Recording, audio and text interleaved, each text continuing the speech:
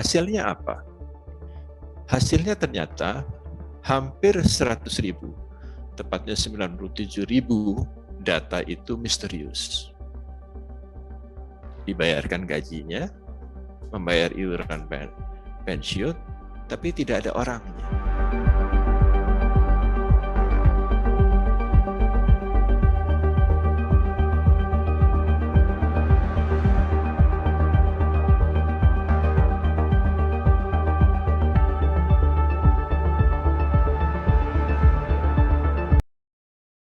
Nah, ini kan ada berita muncul nih mengenai PNS, khususnya data PNS misterius alias goib alias hantu, yang katanya ada sebanyak 97.000 PNS goib yang terima gaji dan pensiun sejak 2022.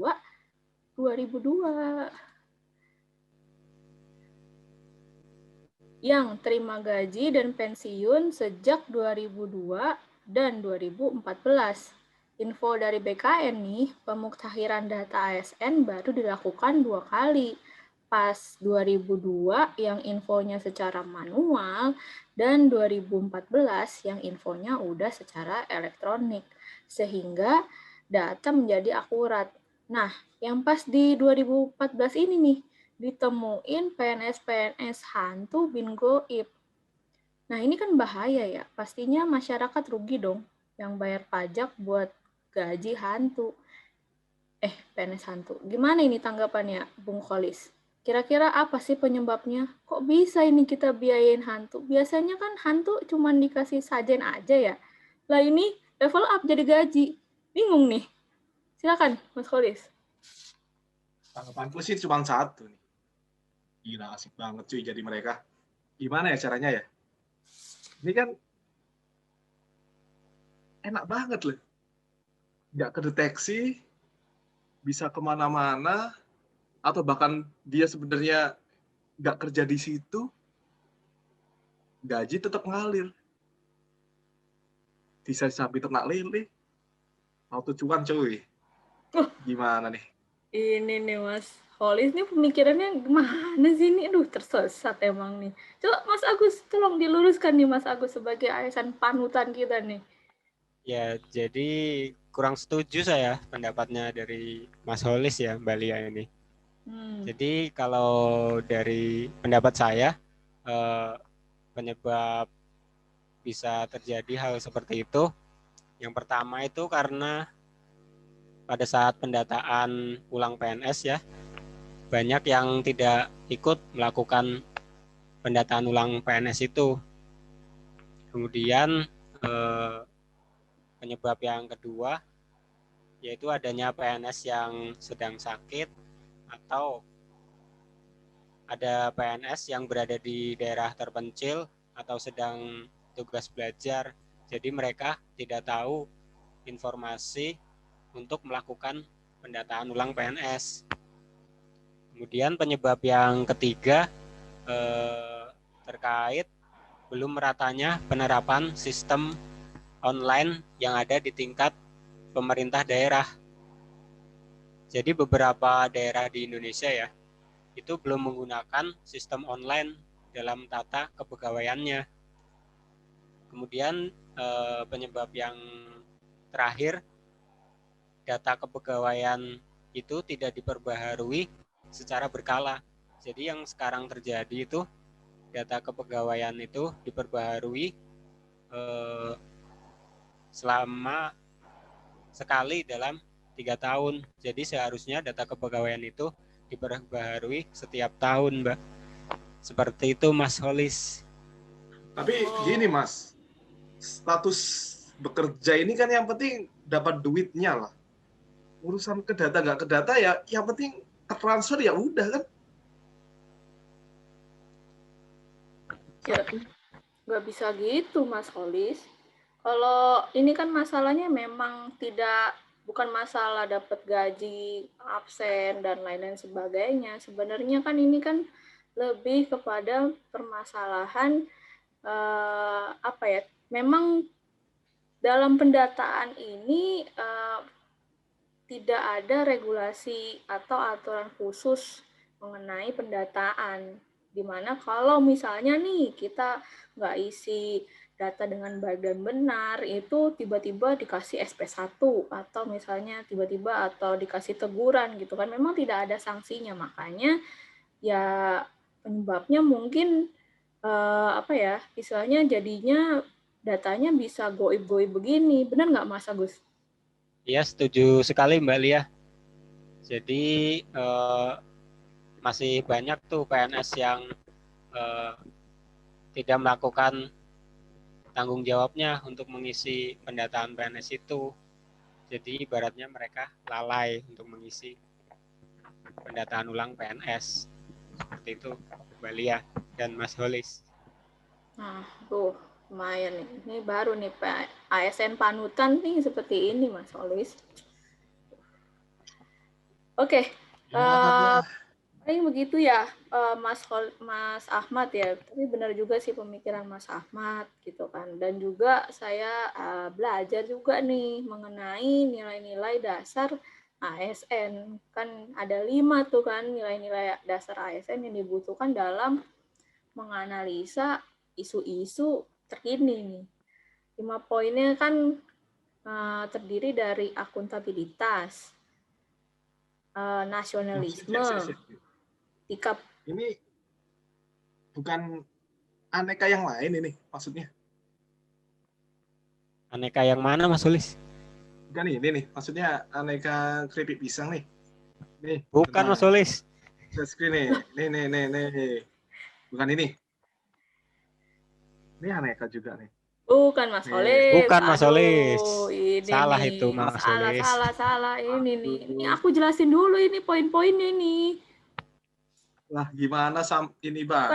Bukan aneka keripik pisang ini. Anekanya tuh ada 5. Ya nggak Mas Agus? Kan akuntabilitas. Ya salah itu Mas Holis. Ya kan, akuntabilitas, nasionalisme, etika publik, komitmen mutu sama anti korupsi. Iya nggak sih Mas Agus? Iya betul Mbak Lia. Jadi dari permasalahan tersebut bisa kita kaitkan ya dengan nilai aneka. Yang pertama itu nilai dari aneka itu terkait akuntabilitas. Yang pertama terkait kedisiplinan. Dari berita tersebut dapat kita lihat bahwa masih banyak tuh ASN yang tidak disiplin untuk melakukan pendataan ulang PNS. Kemudian nilai yang kedua yaitu terkait bertanggung jawab. Dapat kita lihat pula berarti banyak ASN yang tidak menyelesaikan tugasnya tepat waktu.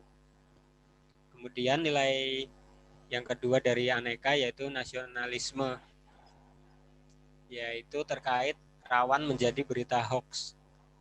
Jadi meski kasusnya telah diselesaikan ya oleh BKN, namun ada kemungkinan kasus itu diberitakan dengan tidak benar oleh oknum-oknum yang tidak bertanggung jawab.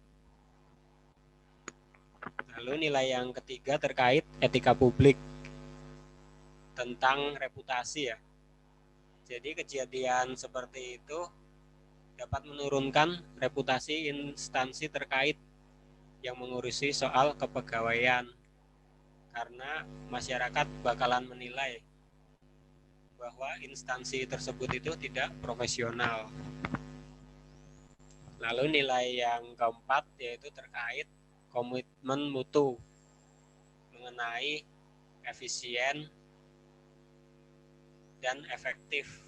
Jadi dapat kita lihat bahwa sistem pendataannya itu tidak efisien karena masih manual dan tidak dilakukan secara efektif karena masih ditemukan data yang tidak sesuai. Lalu nilai yang dapat diambil yaitu terkait inovasi. Jadi belum adanya inovasi pada pendataan pertama karena masih melakukan pendataan secara manual. Seperti itu Mbak Lia dan Mas Holis.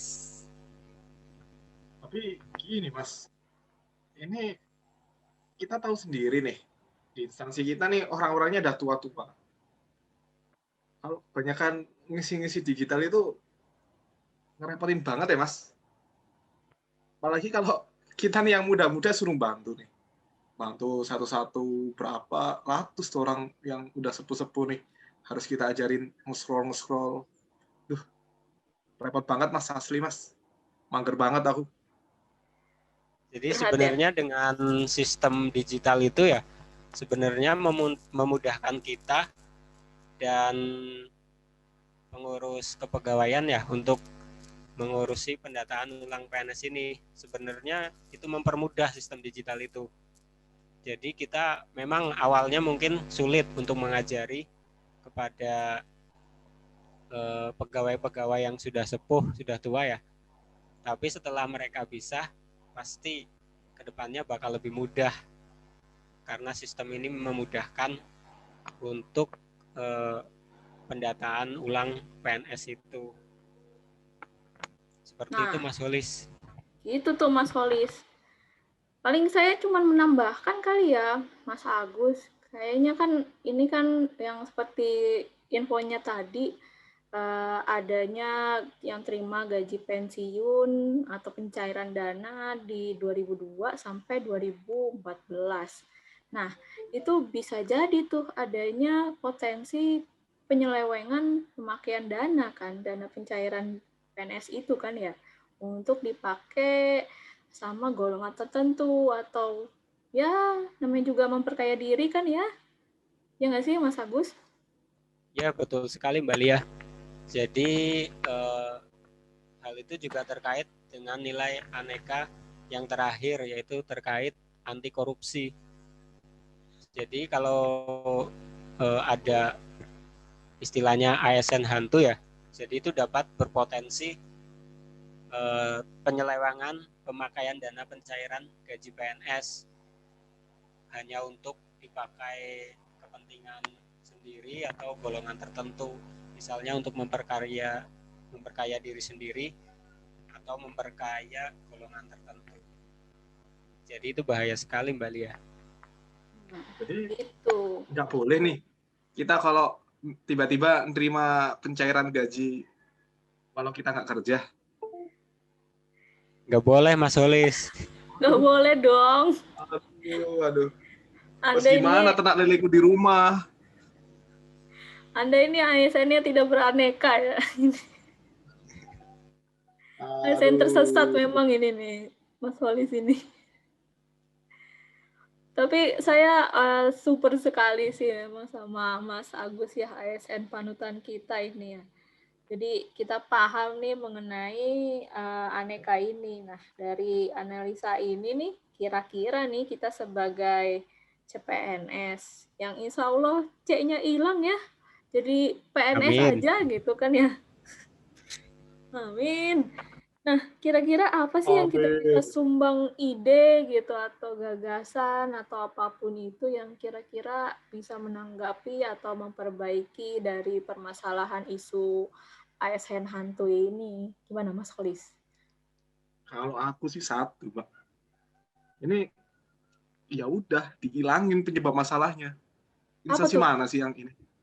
Instansi mana sih yang suka yang tanggung jawab sama data-data ini? Udah, itu aja yang dihilangin lah. Maksud Selesai, Anda, kan? Anda mau menghilangkan BKN gitu? Aku nggak sebut nama. Durhaka Anda tahu nggak yang mengurusi Anda dari masuk sampai masuk ke BPPT itu siapa? BKN. Ini nih Mas Agus nih, tersesat emang nih Mas Oli. Coba tolong luruskanlah Mas Agus ini, tolong luruskanlah. Baik,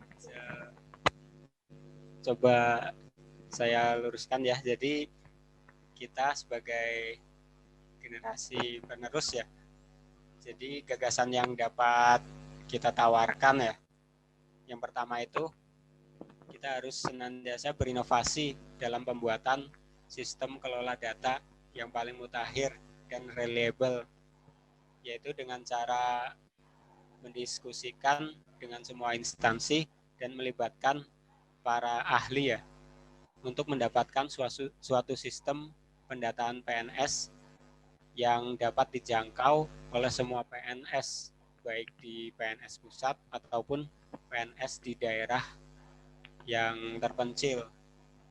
Lalu gagasan yang kedua yang dapat kita tawarkan yaitu perencanaan sistem pendataan yang lebih sistematis dengan cara mengkoordinasikan dengan penyelenggara pendataan dan instansi untuk membuat timeline penyelenggaraan pendataan agar seluruh informasi dapat diterima oleh PNS. Lalu yang ketiga, penyelenggaraan pemutakhiran data atau memperbarui data PNS yang masih aktif dan yang sudah tidak aktif. Seperti itu Mbak Lia dan Mas Holis. Super sekali memang Mas Agus ini. Memang sebagai ASN panutan kita, memang harusnya itu kita berpikir seperti Mas Agus ini. Janganlah kau berpikir tersesat seperti Bung Holis ini nih. ASN tersesat memang dia nih. Aduh, oke deh. Sekian aja kayaknya untuk kali ini. Diskusinya kali ini sangat menarik sekali, di mana kita bisa paham nih mengenai analisis isu yang dikaitkan dengan nilai-nilai aneka. Sekian dulu untuk kali ini. Wassalamualaikum warahmatullahi wabarakatuh. PPPT, solid, smart.